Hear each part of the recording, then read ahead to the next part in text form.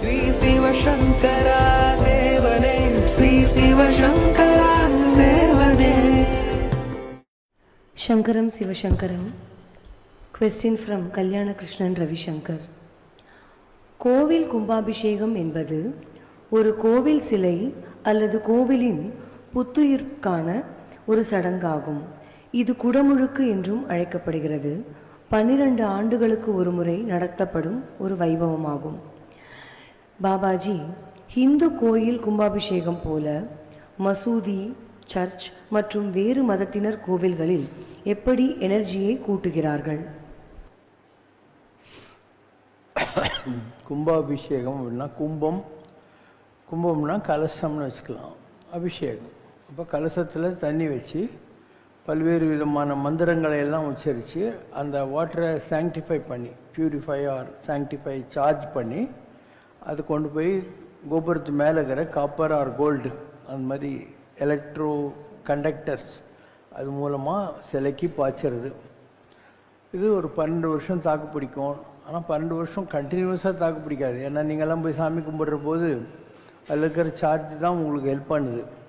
அதனால் ஒவ்வொரு நாளுமே அந்த கோயிலில் யாகம் வளர்த்து இல்லை சாமிக்கு அபிஷேகம் பண்ணி நைவேத்தியம் பண்ணி அதெல்லாம் பண்ணால் தான் அந்த சார்ஜ் இருந்துக்கிட்டே இருக்கும். நீங்கள் செல்லில் பேசுகிறீங்க, சார்ஜ் இறங்கிடுது. அப்போ டெய்லி நீங்கள் ப்ளக் பண்ணிக்கிறீங்களா இல்லையா?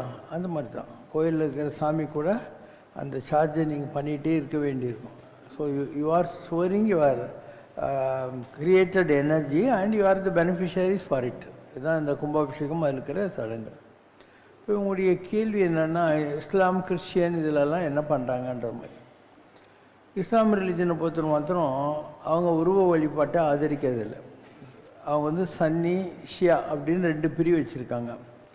ஒருத்தர் இந்த சித்தர்கள் அந்த மாதிரியான ஆட்களை நம்புகிறாங்க, இன்னொருத்தர் எதையுமே நம்ப மாட்டாங்க. உருவ வழிபாடே கிடையாது, யாருமே கடவுளுக்கு இணையானவர்கள் அல்ல அப்படிங்கிற மாதிரி. So they don't have any even Guru worship கிடையாது அவங்களுக்கெல்லாம். அந்த குரானில் இருக்கிற வாசகங்களை அவங்க கடைப்பிடிக்கணுன்றது ஒரு தாத்பரியம். அதுக்கப்புறம் அவங்க ஆயுள் காலத்தில் ஒரு தடவையாவது மெக்காவுக்கு போகணும். மெக்காவில் என்ன இருக்குது? அந்த முகமது நபியோடைய சமாதி இருக்குது. அதனால் அங்கே போய் அதை கும்பிடணும். அதாவது அதுக்கு விரதம்லாம் இருந்து போகணும்.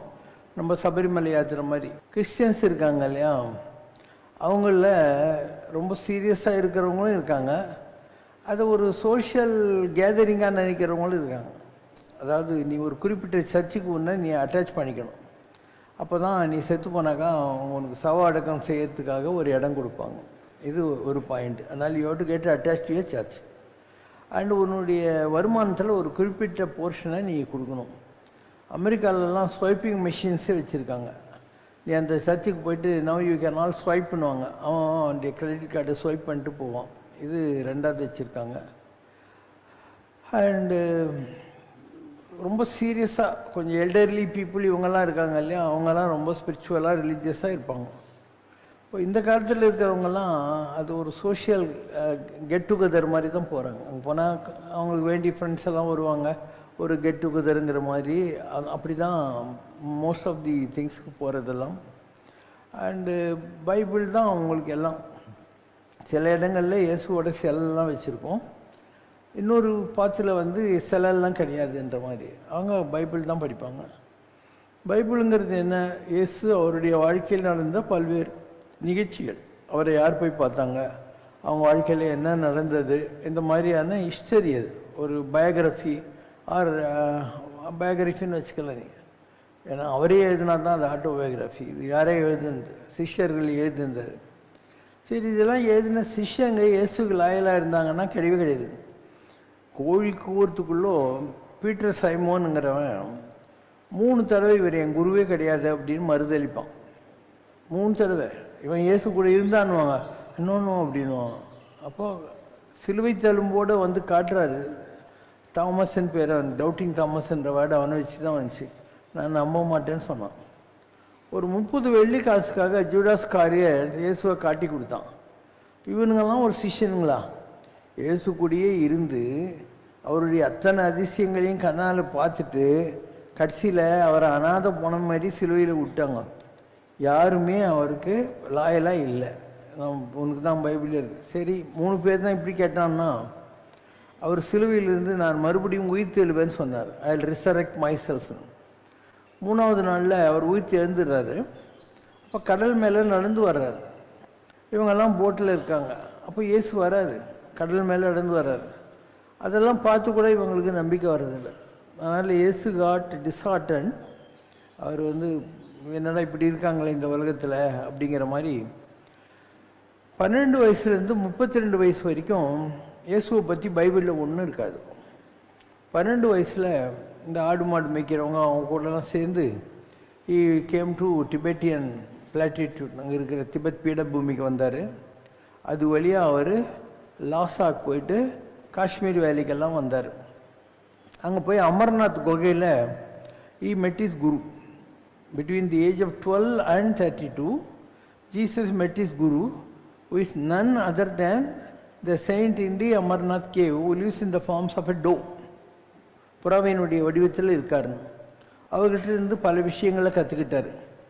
32வது வயசில் அவர் வராரு.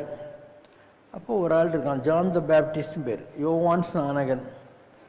அவங்ககிட்ட கேட்குறாங்க, அறிவுத ஏலியா, நீ தான் கடவுளுடைய தூதுவனான்ட்டு. அவர் சொல்கிற, இல்லை, வரக்கூடிய தீர்க்கதரிசியுடைய ஷூ லேஸ் கட்டுற அளவு கூட நான் தகுதி வாய்ந்தவன் அல்ல அப்படின்வான்.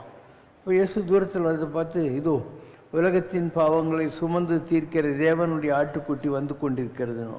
உலகத்தினுடைய பாவங்களை சுமந்து தீர்க்கிற கடவுளுடைய ஆட்டுக்குட்டி இதோ வந்துக்கிட்டு இருக்கு. ஆட்டுக்குட்டினா என்ன?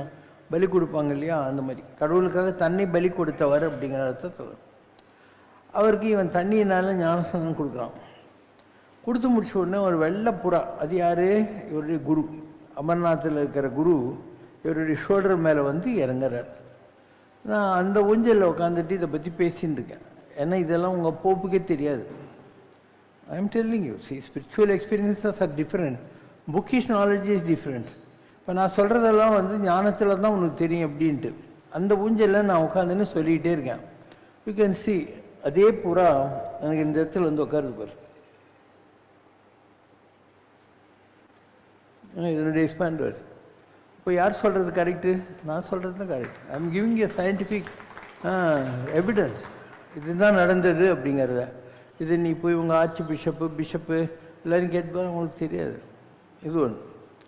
அடுத்தது, what is the experience which Jesus describes அப்படிங்கிறது நிறைய பாதிரியார்களுக்கு தெரியாது. இந்த ரியலைசேஷனுங்கிறது ஆத்மாவுக்கு தான். நீ ட்ரெஸ் பண்ணிக்கிறதுனாலையோ, தலையில் விதவிதமாக தொப்பி வைக்கிறதுனாலையோ, சாம்பிராணி சட்டி ஆட்டுறதுனாலெல்லாம் ஒன்றும் வந்துடாது. அதனாலலாம் வராது. It's connected to the soul. அப்போ பைபிளில் நிக்கோதமஸ்னு ஒரு ராஜா இருக்கான். Nicodemus goes to Jesus Christ. ஆனால் அவன் கேட்குறான், நீங்கள் எப்படி இவ்வளோ பவர்ஃபுல்லாக இருக்கிறீங்க அப்படிங்கிறான். How is it you are so powerful அப்படி. அதுக்கு ஜீசஸ் சொல்கிறாரு, flesh and blood can give birth to only flesh and blood. It is spirit that gives birth to spirit. Unless you are born with spirit, you don't enter the kingdom of God. அப்பா அம்மான்ற எலும்பு தோல் இந்த உலகத்தில் இன்னொரு எலும்பு தோலை தான் பெற்று போடும். நீ ஒரு பரிசுத்த ஆவியினால் நிரப்பப்பட்டால் அன்றி பரலோக சாம்ராஜ்யத்தினுடைய ரகசியங்கள் உனக்கு புலப்படாது அப்படின்னு சொல்கிறாரு. கொஞ்சம் எப்படி நடக்குது அது? ஹவ் இஸ் இட் பாசிபிள் அப்படிங்கிறான். அதுக்கு ஜீசஸ் சொல்கிறாரு, நோ ஒன் நோஸ். எப்படி நடக்குதுன்னு யாருக்குமே தெரியாது. No one knows from where the wind blows nor where it goes, so is it with a person with a holy spirit. Not உன் மூக்குக்குள்ளே வந்த காற்று எங்கேருந்து வந்துச்சுன்னு உனக்கு தெரியுமா? உன் மூக்கு விட்டு போதே அந்த காற்று எங்கே போகுதுன்னு உனக்கு தெரியுமா? அந்த மாதிரி தான் இந்த ஹோலி ஸ்பிரிட்டு யார்கிட்ட நமக்கு வருதுன்னு நமக்கு தெரியாது, நம்மளை விட்டு யார்கிட்ட போகுதுங்கிறதும் நமக்கு தெரியாது அப்படிங்கிறது. இது எவ்வளோ பெரிய விஷயம். பைபிளில் காஸ்பல் ஆஃப் செயின்ட் ஜானில் இயேசுவே சொல்லியிருக்காரு. You go and ask any bishop, archbishop, what is திஸ்ன்னு, they will not know that it is a spiritual transformation which Jesus is talking about. அவங்க என்ன சொல்லுவாங்க, it is about the Holy Spirit. From where the Holy Spirit comes? Unless you become holy, how your spirit will become holy? With attire and that costumes, you can't become holy. நீங்களே யோசனை பண்ணி பாரு. நீ யோகியனா இருந்தால் போகிறோம். யோக்கியனாக இருக்கணும்னா நீ என்ன பண்ணணும், ஒரு கல்யாணம் கட்டிக்கணும், குடும்ப சுகத்தை அனுபவிச்சு தொலைச்சிடு. நீ அடக்கி வாசிக்கணும்னு நினச்சாக்கா என்றைக்கோ ஒரு நாளைக்கு இந்த மாதிரி ஆகுது. அதை விட ஒழுங்காக பொறிக்க முடிச்சிடு சின்ன வயசில். அதுக்கப்புறம் நீ கண்ட்ரோலாக இருக்க முடியும். ஏன்னா உனக்கு எல்லாம் தெரிஞ்சு போச்சு இல்லையா. அதனால் என்னுடைய ப்ரிஸ்கிரிப்ஷன், குடும்பத்தில் இருந்தே நீங்கள் கடவுளை தேடுங்க. குடும்பத்தை விட்டு வெளியே போய் நான் சாமியான யாரும் நம்மளை மெச்சுக்கணுங்கிறதுக்காகலாம் போய் இந்த மாதிரி வம்புங்களெல்லாம் மாட்டிக்கிட்டு அதுக்காக ஒரு பொய்யான வாழ்க்கையை நீங்கள் அடுத்த ஒரு 30-40 வருஷத்துக்கு வாழ வேண்டியிருக்கும். அதனால் it may not be worth it. Okay, so அடுத்த கேள்வி.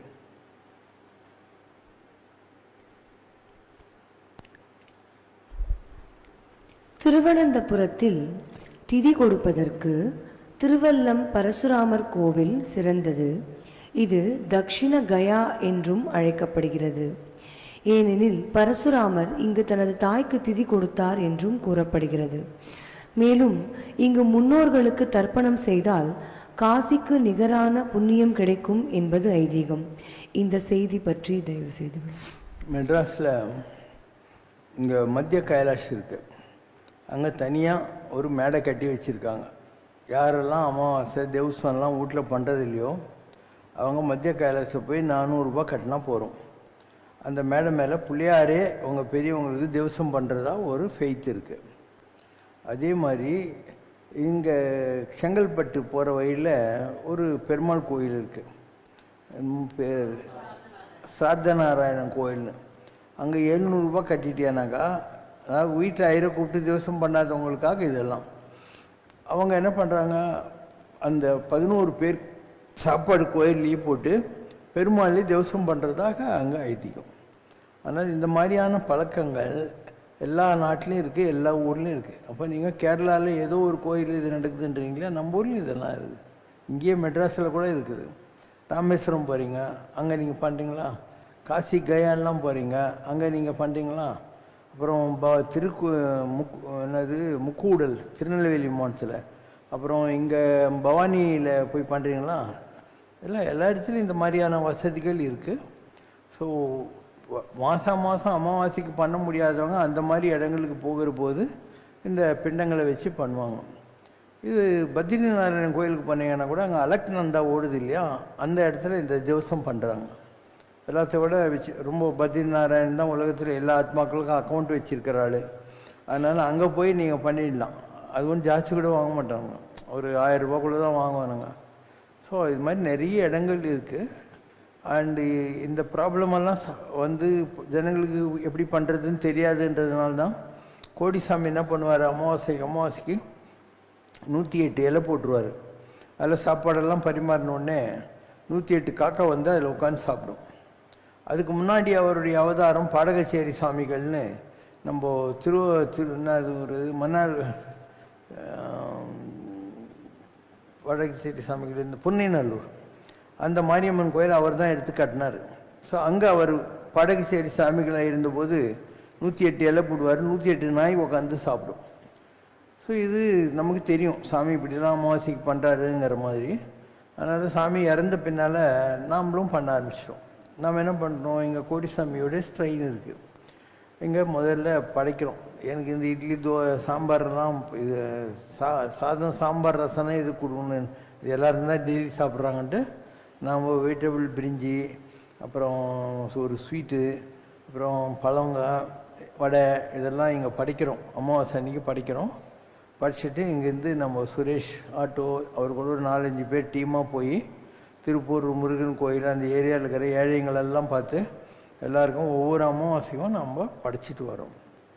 இதுவும் அதுக்காக தான் செய்கிறோம். இதே மாதிரி 12 வருஷத்துக்கு ஒருக்கா மகோதய புண்ணிய காலம்னு வரும். மகோதய புண்ணிய காலத்தில் சிவனுடைய எல்லா கோயிலும் நைட்டு பூரா திறந்துருக்கும்.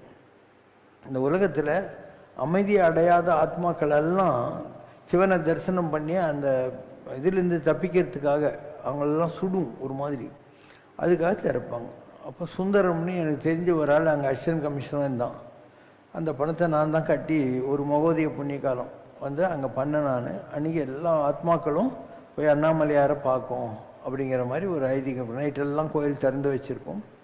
இப்படி ஆல்டர்னேட்டிவ்ஸ்ன்றாங்க இல்லையா, மாதம் திவசம் பண்ண முடியாதவங்களுக்கு நிறைய ஆல்டர்னேட்டிவ்ஸ் இருக்குது. இது எதுவுமே எனக்கு பண்ண முடியல, வசதி இல்லைன்னா பேசாமல் உன் வசதிக்கு ஏற்ற மாதிரி ஒரு பொட்டலம் இல்லை 7 பொட்டலம் இல்லை 11 பொட்டலம் இட்லி வடை பொங்கல் ஏதாவது வாங்கி ரோடு ஓரத்தில் ரொம்ப ஏழையாக இருக்கிற பிச்சைக்காரங்களுக்கு கொடுத்துரு. உங்கள் பெரியவங்கள நினச்சிக்கோ. அது கூட இல்லை, உங்கள் வீட்டில் வெள்ளை சாதம் படிச்சிருப்ப, அதில் கொஞ்சம் பருப்பு நெய் ஏதாவது ஊற்றி உங்கள் வீட்டு காம்பவுண்ட் மேலே வச்சு உங்கள் பெரியவங்கள நினச்சிக்கோ. 1000 வழிகள் இருக்குது. பண்ணாத இருக்கிறத விட ஏதோ ஒரு வகையில் பண்ணும். அதுக்கு அதமோ பட்ச பரிகாரம்னு பேர். ஒரு மினிமம் ப்ரோக்ராம் அப்படின்னு சொல்லி. ஸோ எல்டர்ஸ் இருக்கிறது உண்மை, அதில் உங்களுக்கு சந்தேகம் இல்லை. அவங்கெல்லாம் நிறைய பேர் அலைஞ்சுன்னு இருக்காங்க. இப்போது நீங்கள் நினச்சின்னு இருக்கீங்க இல்லையா, நைட்டெல்லாம் நான் தூங்குறதே இல்லை, நான் படுத்துக்கினே இருப்பேன். என்கிட்ட நைட்டு 11 மணிலேருந்து 12:30 மணி வரைக்கும் இந்த மாதிரி அலையிற ஸ்பிரிட்ஸ் எல்லாம் வருது. எல்லாம் அலைஞ்சிக்கிட்டு இருக்கும். தேவசம் பண்ணல, அது பண்ணல, சூசைடு, செத்து போந்து, கிணத்துல விழுந்தது, இந்த மாதிரி எல்லாம் வந்து என் பெட்டை சுற்றி உட்காந்து அழுதுன்னு இருக்கும். அந்த மாதிரி ஏதாவது பண்ணிக்கிட்டு இருக்கோம். என்கிட்டயே வராது.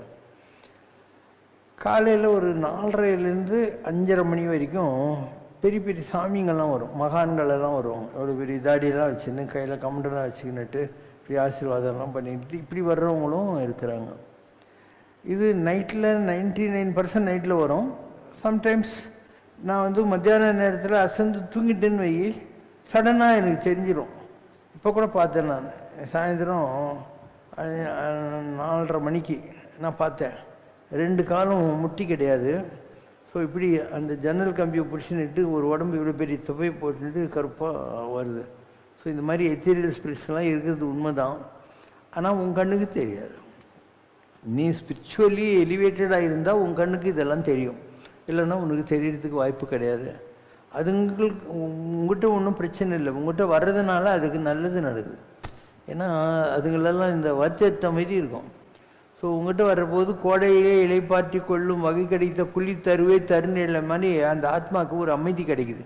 அதனால் வந்து ஒரு ரூமில் ஒரு மூலையிலெல்லாம் உட்காந்துக்கினே இருக்கும். சம்டைம்ஸ் அழுவும், விதவிதமாக வரும். முந்தா நேற்று கூட ஒரு சந்தனம் போட்டு வச்சுக்கிட்டு ஒரு அம்மா வரா. நான் சொன்னேன் போமா அப்படின்னா இப்படின்னு கை வச்சு அங்கேயே நின்றுட்டுருவோம் கொஞ்ச நேரத்துக்கு. இது மாதிரி விதவிதமான ஸ்பிரிட்ஸ் எல்லாம் வரும். அதனால் நீங்கள் நினைக்கிற மாதிரி ஆன்மீகம் சாதாரண பாஷை இல்லை. நம்ம பெரியவங்க என்னெல்லாம் சொல்லியிருக்காங்களோ எல்லாம் நிஜம்தான். Everything is true and spirits இருக்கிறது உண்மை. அண்டு நீங்கள் அவங்களுடைய ஆத்மாவுக்கு சாந்தியை அடையாத வரைக்கும் இந்த மாதிரி அழிஞ்சிக்கிட்டு இருக்கோம். எல்லா இடத்துக்கும் அழியணும்னு சொல்ல முடியாது. அதாவது அதுங்க கோயிலுங்களுக்கு உள்ளே போக முடியாது, கோயிலுக்குள்ளே விட மாட்டாங்க ஸ்பிரிட்ஸை. அந்த கோயில் கோபுரத்தை தாண்டி உள்ளே போகிறதுக்கு விடாது. அதனால கோயிலுக்கு வெளியே நின்று தான் அதுன்னு இருக்கும். நான் சொன்ன மாதிரி கோயிலை திறந்து அலோவ் பண்ணுற அன்றைக்கி அதுக்கெல்லாம் போகும். இல்லை இந்த மகான்கள் இருக்காங்க இல்லையா, ஒரு ஹை லெவலுக்கு போனவங்க, அவங்கக்கிட்ட வந்து அழுதுகன்னு இருக்கும். இப்படி விதவிதமான ஸ்பிரிட்ஸ் இருக்குது. எதுக்கு வருது என்ன ஏதுன்னு அதுக்கு பேச முடியாது. இப்போது நாங்களே கேட்போம் சொல்லு அப்படின்னு, அதுக்கு பேச தெரியாது, ஏன்னா பேச முடியாது. வெள்ளை துணியில் 2 குழந்தைங்கள சுற்றி ஒரு அம்மா இப்படி வச்சுருந்தது, அது பக்கத்தில் ஒரு கிழவன் நிற்கிறான். ஏன்னா அவனுக்கு என்ன வேணுன்ற, அதுக்கு என்ன சொல்கிறதுன்னு தெரியல. இந்த மாதிரி பல விஷயங்கள் இருக்குது ஆன்மீகத்தில். ஸோ பாவப்பட்ட ஜென்மங்க அதெல்லாம் வேறு வழி இல்லாமல் அலைஞ்சிட்டு இருக்குது. அதனால் இந்த அமாவாசைக்கு படையல் போடுறது இல்லை, இவங்க எல்லாருக்காகவும் சேர்த்து வச்சு நீங்கள் எங்கேயாவது போய் இப்போ உங்கள் பெரியவங்களுக்கு ஏதோ ஒரு பிண்டம் வச்சு பண்ணுறீங்க இல்லையா, அதில் அலைஞ்சிட்டு இருக்கிற எல்லா ஆத்மாக்கும் இன்னொரு பிண்டம் வச்சுட்டு பேசாமல் டு தட் எக்ஸ்டென்ட் உனக்கு நல்லது நடக்கும், அவங்களுடைய ஆசீர்வாதம் உனக்கு கிடைக்கும். திருவள்ளுவர் சொல்கிறார், தென்புலத்தார் தெய்வம் விருந்து ஒக்கல் தான் என்றாங்க 50 ஓம்பல் தலை அப்படிங்கிறது. தெற்கு திசையில் இருக்கிற இறந்து போனவங்கெல்லாம் யமதனுடைய திசை. அது 1/5 உன்னுடைய வருமானத்தில் அவங்களுக்காக நீ செலவு பண்ணணுமா, அவங்களுக்கு தேவசம் காரியம் அவங்க ஆத்மசாந்திக்கெல்லாம் நீ பண்ணணுமா. அதான் தென்புலத்தார். அப்புறம்தான் கடவுள், அதுக்கப்புறம் சொந்தக்காரங்க, அதுக்கப்புறம் சொந்தமே இல்லாத ஏழைங்க, அப்புறம் 1/5 தான் உன் குடும்பத்துக்கு வச்சுக்கணும். இந்த கரிகாலத்தில் யாராவது இதெல்லாம் பண்ணுவாங்களா இல்லையா? சாதாரண விஷயமே பண்ண மாட்டாங்க. 1/5 எங்கேருந்து பித்திரு தேவதைகளெல்லாம் கொடுக்க போகிறாங்க. அதனால் நம்ம ஸ்கிரிப்சர்ஸ் எல்லாம் உண்மை தான், அதுங்கெல்லாம் அலைஞ்சிட்டு இருக்கிறதும் உண்மை தான். இந்த எத்தீரியல் ஸ்பிரிட்ஸு காற்று கருப்பெல்லாம் சொல்கிறேன் இல்லையா, அதுவும் உண்மை தான். இயேசு நடந்து போயிட்டுருக்காரு பீச் ஓரமாக. அப்போ ஒரு ஆள் செயின்லாம் போட்டு கட்டி வச்சுருக்காங்க. இயேசு கிட்ட போகிறாரு. அவங்கெல்லாம் சொல்கிறாங்க, அவன் இத்தனை வருஷமாக நாங்கள் கட்டி போட்டு வச்சுருக்கோம், உடம்புல 7-8 பேய் இருக்குது அப்படின்றாங்க. இவர் பரவாயில்லன்னு போகிறாரு. இவர் போன உடனே அந்த செயின்லாம் அவுந்து அங்கே மேய்ஞ்சின்னுக்கிற ஆடுங்களில் இவன் உடம்புல இருக்கிற அந்த 7-8 காற்று கருப்பெல்லாம் அந்த ஆடுங்களுக்குள்ளே போய் சமுதிரத்தில் அப்படியே போய் முழுகி போகுது அந்த ஆடெல்லாம். இப்போ என்ன சொல்கிறாங்க, ஒரு ஆளை காப்பாற்றுறதுக்காக 8 ஆட்டை கொண்டுட்டீங்களே பிரபுன்றாங்க. அவர் சொல்கிறாரு, 8 ஆட்டினுடைய ஆத்மாவோட ஒரு மனித ஆத்மா உயர்ந்தது, அதனால் தப்பு இல்லை, நல்லது தான் அப்படின்வார். இது மாதிரி நீங்கள் எந்த ரிலீஜனில் எடுத்து படித்து பாருங்கள், அதில் இதெல்லாம் இருக்குது. இந்த மாதிரி எத்தீரியல் ஸ்பிரிட்ஸு, அதுங்களுக்கு நிம்மதி இல்லாமல் இருக்கிறது, இதெல்லாம் எல்லா ரிலிஜன்லேயுமே இருக்குது. அதாவது இஸ்லாம் ரிலிஜனில் அவங்க உங்களை மாதிரி காரியம் தேவசம்லாம் பண்ணுறதில்ல, எல்லாரையும் போச்சிடுவாங்க. அவங்க ஃபெய்த் என்ன, உலகத்தினுடைய கயாமத்து டேன்னுவாங்க, இறுதியின் தீர்ப்பு நாள் வர வரைக்கும் அதெல்லாம் வெயிட்டிங்கில் இருக்கும், அன்றைக்கி அவங்களுக்கு தீர்ப்பு கிடைக்கும்ன்ற மாதிரி.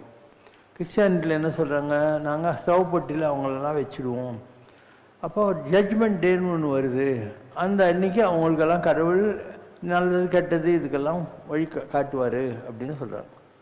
இதெல்லாம் அந்தந்த ரிலீஜனில் இருக்கிற ஃபெய்த்து. இந்து மதம் வேறு மாதிரி சொல்லுது. இந்து மதம் என்ன சொல்லுது, ராமசாமி இறந்து போயிடுறாரு, அவரை நீ புதைச்சி வச்சாலையும் காஃபினில் வச்சாலையும் என்ன லாபம், இறந்து போன ராமசாமி என்னுடைய ஸ்பிரிட்டு பித்ருலோகத்துக்கு போகுது. பித்ருலோகத்தில் கொஞ்ச நாள் இருந்துட்டு it gets orientation to perfect life, and திருப்பியும் அது குப்புசாமி, அப்ரஹாம், இஸ்மாயில் ஏதோ ஒரு புது உடம்பு உலகத்தில் வருது இல்லையா, அதுக்குள்ளே வந்துடுது. அதனால் ஒரு ஆத்மா இன்னொரு உடம்புலேருந்து இன்னொரு உடம்புலேருந்து மாறிக்கிட்டே தான் இருக்கும். அதனால் நீ கடைசி வரைக்கும் அதை சவப்பட்டியில் வைக்கிறது இல்லை கயாமத்து டேக்காக வெயிட் பண்ணுறதெல்லாம் பண்ண வேணாங்கிறது Hindu religion.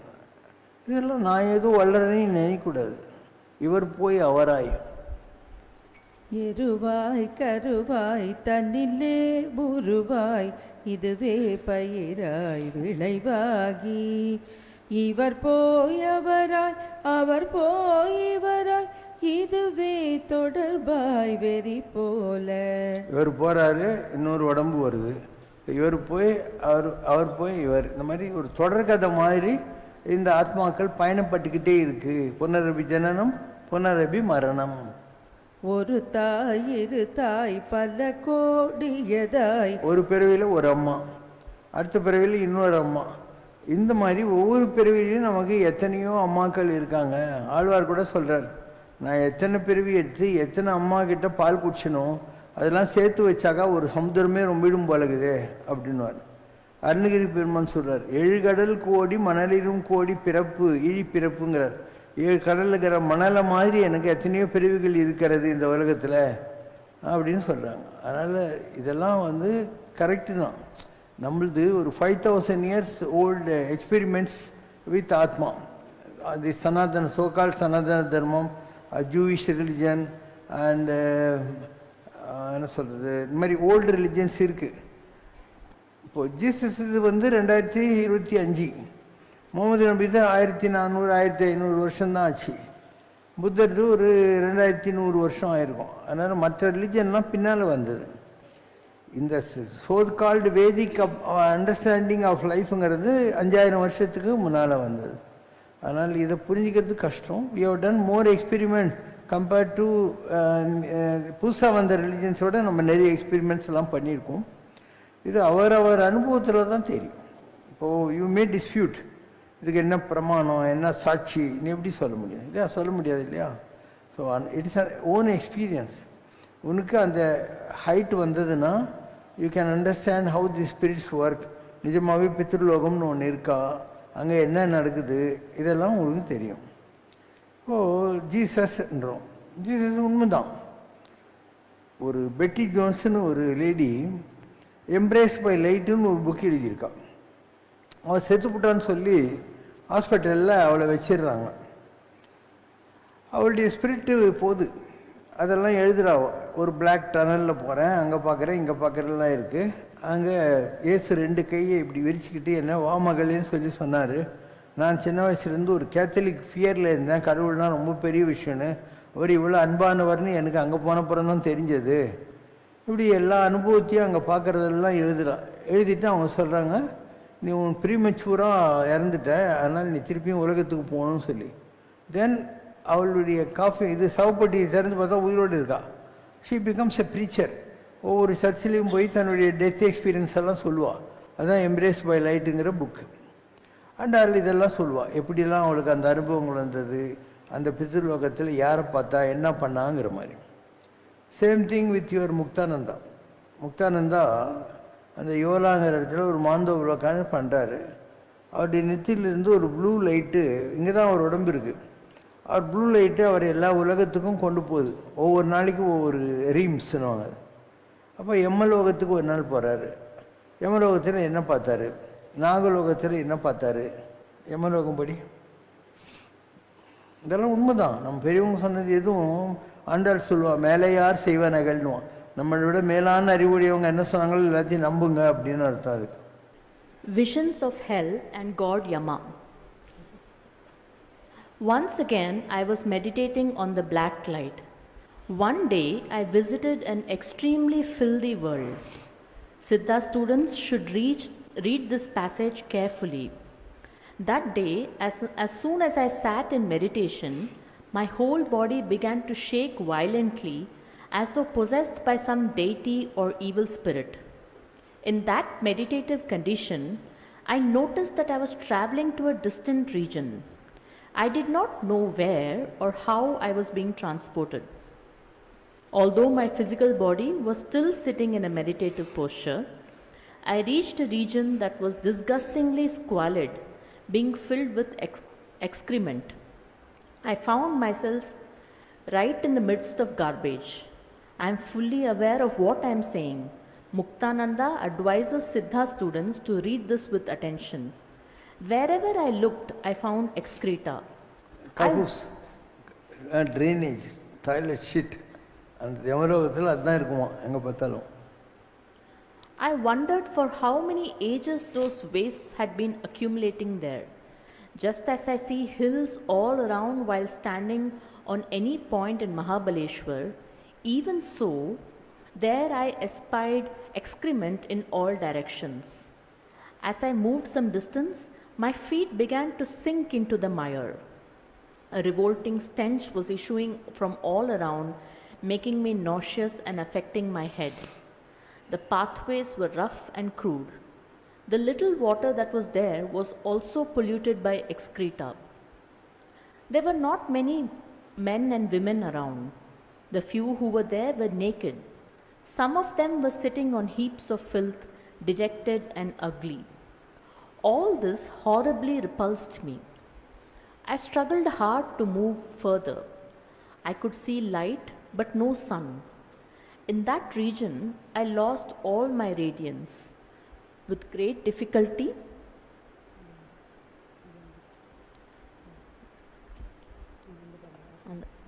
after this, I entered another world that contained gardens, orchards, and forests full of flowers and fruits and various kinds of cattle and horses.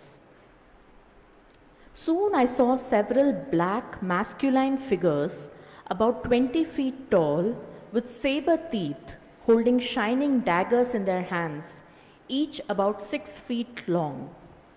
They also held long goads.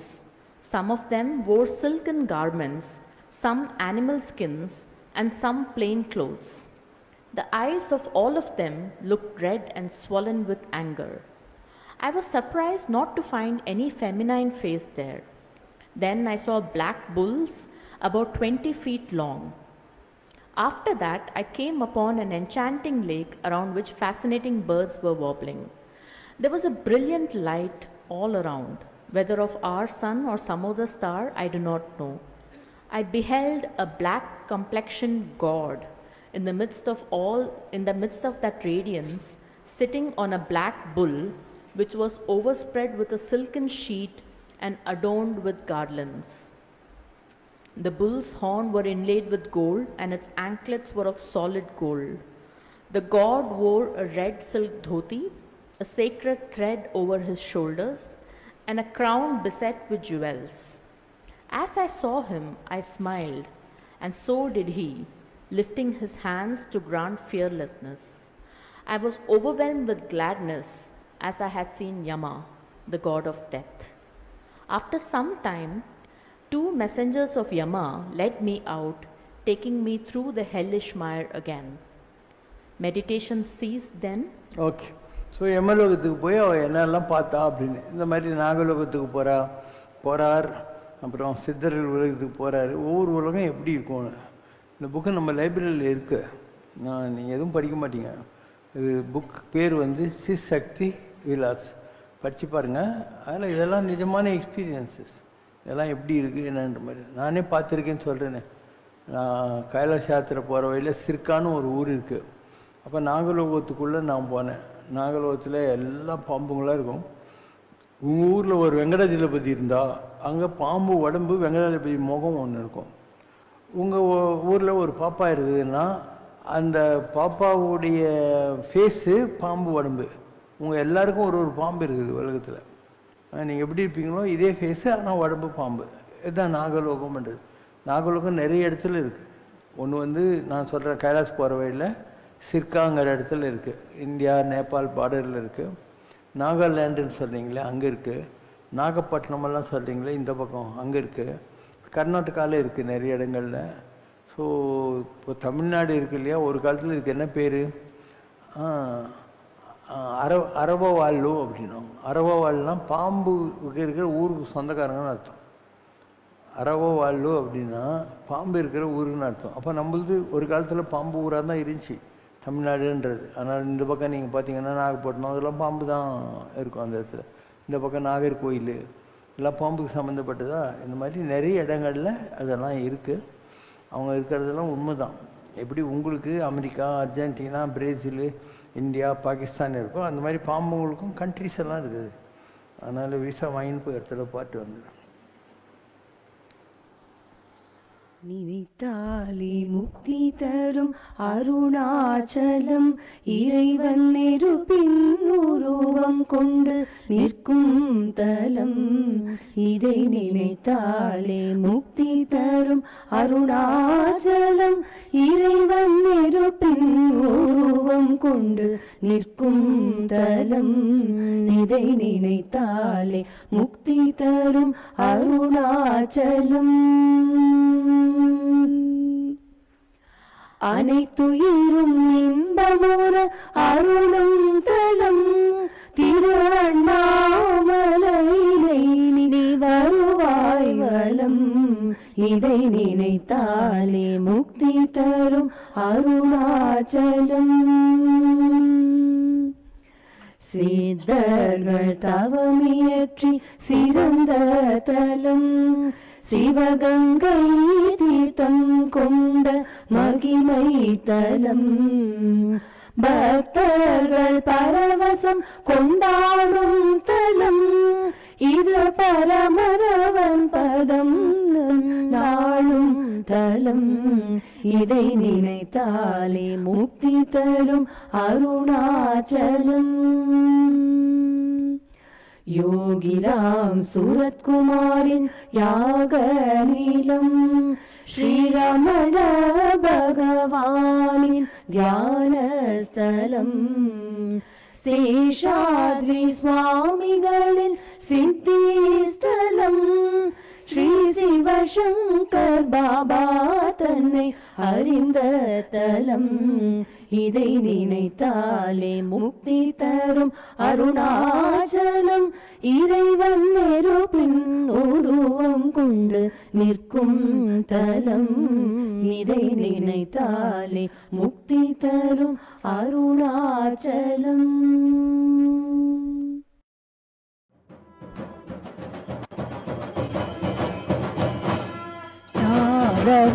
रविन्दुकलादि नमो नमः वेदमन्त्रस्वरूपा नमो नमः ज्ञानपण्डितस्वामी नमो नमः वेहुकोडि दीपमङ्गलज्योति नमो नमः तूयहम्बललीला नमो नमः देवको மருஞ்சரி நமோ நம அருள் தாராய் வீரலும் பர கோலால பூஜையும் கோமலும் குணயாசாரமேனியும் வீரமும் குரு ஸ்ரீபாத சேவையும் மறவாத ओम जय शिव शंकर रे स्वामी जगत परिपालक रे आदि शंकर अवतारा अनाथ रक्षक रे ओम जय शिव शंकर रे அன்னையும் தந்தையும் நீரென்றறிந்தும் அன்பில் நனைகின்றோம் சுவாமி அன்பில் நனைகின்றோம் ஆசானும் இறையாகிய தேவா நின்னடி பணிகின்றோம் ஓம் ஜெய சிவசங்கரரே கைலையை பன்முறை வலம் வந்தாய் ஓ கருணாகர கீர்த்தி சுவாமி கருணாகர கீர்த்தி மயிலையில் நின்று வரம் தருகின்றாய் மங்களகர மூர்த்தி ஓம் ஜெய சிவசங்கரரே ஆனந்த சாகரம் தனிலம்மையாழ்த்தும் அற்புத அருள் ஜோதி சுவாமி அற்புத அருள் ஜோதி ஆரத்தி செய்து பாடி மகிழ்ந்தோம் அருள்வாய் பரஞ்சோதி ஓம் ஜெய சிவசங்கரரே நாராயண நாராயண ஓம் சத்யநாராயண நாராயண நாராயண ஓம் நாராயண நாராயண ஓம் சத்யநாராயண நாராயண ஓம் சத்யநாராயண நாராயண ஓம் ஓம் ஜெய சிவசங்கரரே குறை ஒன்றுமில்லை மறைமூர்த்தி கண்ணா குறை ஒன்றும் இல்லை கண்ணா குறை ஒன்றுமில்லை கோவிந்தா.